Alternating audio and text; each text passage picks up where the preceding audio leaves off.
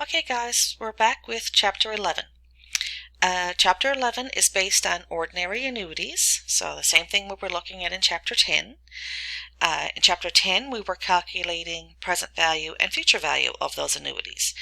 Now we're going to be given that information, and we're going to calculate either the payment or the number of payments, so N, or the interest rate. So nothing really new in the chapter other than, so we're still going to be using the calculator the same way, still ordinary annuities, just we're given either present value and future value, and we're asked to calculate a different variable. We're going to look at number 11. Karen obtained a $20,000 loan at 4% compounded semi-annually.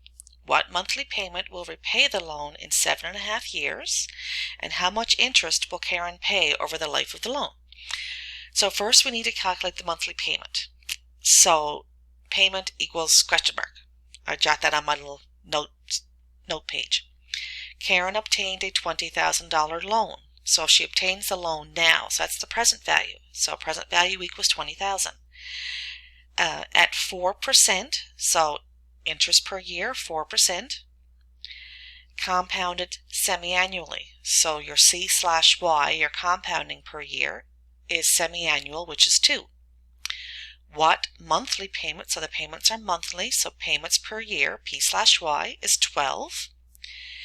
Will repay the loan in 7.5 years. So that's our value for N. 7.5 years times monthly payments, so 7.5 years times 12, which will give you 90 payments. So we'll click over to the solution. So this is all the information that we just went through. Don't forget to enter 0 for your future value, and then we're going to compute your payment. And your payment is going to be $257.28. Then we're asked to calculate how much interest she will pay over the life of the loan.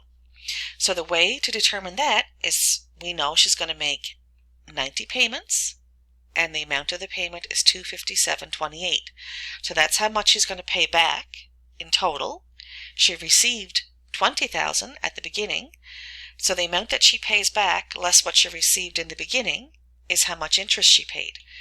So 90 times $257.28, which is what she's paying back, less the amount she received from the loan in the beginning, is the total amount of interest.